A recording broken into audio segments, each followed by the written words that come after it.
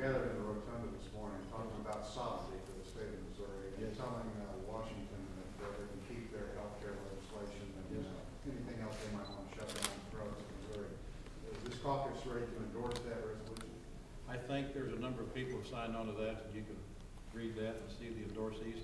And you can see by the fact that we're sending it to committee out of my office pretty quick, that my support, and I suspect it'll be on the calendar. Representative Tilley, you want to comment on that? I mean, I think you can look at the House concurrent resolution that was passed out of general laws last night. I think we're going to try and send several messages to our congressional delegation and the people in D.C. because clearly they're not listening to the people of this state and this country.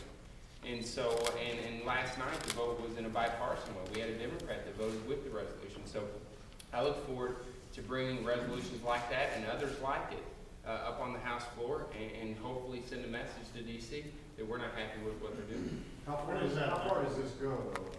If you do it, we won't play, or just we're not happy? Well, I don't think we need to make it because we don't even know what the bill is going to look like if it becomes law. But I certainly think the people in my district and I think the people that these individuals represent are not real happy with the way things are going on in D.C. and business as usual where you're buying votes and you're promising things to people from Nebraska and Louisiana gets a special deal. That's not how government should work. That's not how the people of this state expect it to work. And I think as their representatives, it's our job to make sure that their voice is heard, and if it requires a House resolution to do that, that's exactly what we're going to do. You stated clearly Washington is not listening. Let me, Speaker Pratt, you have a, Yeah, let me get a comment first, and then Tim, you'll make a comment on that rally too. And then we'll keep some questions going here. I think you saw there are over 75 co-sponsors to Representative Jones's resolution. And we believe that our voices and our constituents' voices are not being heard in Washington. And here in Jefferson City, we're going to give a voice to those people, and they're going to hear us in Washington, D.C. And that's what we're committed to do. And that was what the rally was about today. And you saw a bipartisan vote last night. We expect a bipartisan vote on the House floor. We expect Republicans and Democrats to lend all their voices to this debate and to say folks in Washington are not paying attention to their constituents back at home. Is your caucus prepared to take up the constitutional amendment that's been proposed, calling for like an opt-out or trying to block the mandates? I think as the majority leader said, we'll wait for the final product and make a decision. Tim, do you want to make an observation of what the question was about the rally a while ago? Yes, we had, I believe, several thousand people in the Capitol this morning between the rotunda and the floors above. It was an extremely busy crowd. They're visiting all of the offices now. The Senate joint resolution sponsored by Senator Cunningham has 20 Senate co-sponsors. The House joint resolution sponsored by myself has 75 House co-sponsors. It's not an opt-out. It is a constitutional amendment asking the citizens of the state of Missouri if they want to protect the health care freedoms, choices, and liberties that they currently have, whether they want to say no to any federal mandate, whether it's now, 10 years from now, or 20 years from now, that says you have to go to this doctor, you have to have this insurance plan, you have to spend your money in a certain way. That would be unprecedented on the federal level. It's never been done before. We're asking the citizens of our state if they want to protect what they currently have. That's all the resolutions do.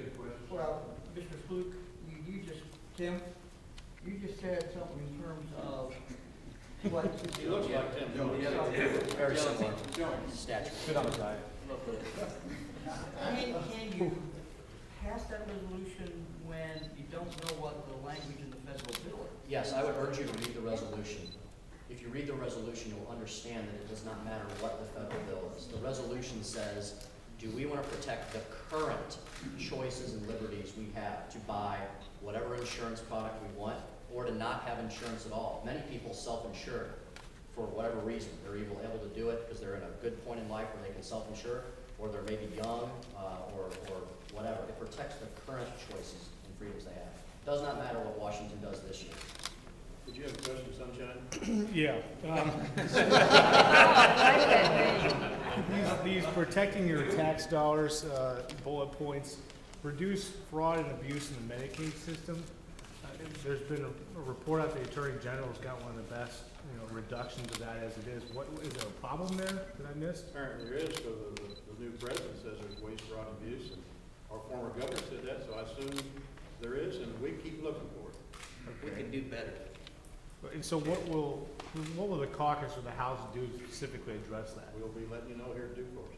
Tony, you have something? On the issue of the pro-life agenda that you mentioned and that Lieutenant Governor Peter Kinder mentioned, during last night's Eco Devo bill, Missouri Right to Life said that they would oppose the bill unless there was specific language added to the bill that would add some sort of stem cell protections to that bill. Is that going to be a problem for that economic development bill? Tim's talking to me about that. I just have a scheduled meeting. We'll address that, and I'll have an answer for you. I just haven't talked to Tim about it. Do you believe that such language needs to be added to that bill?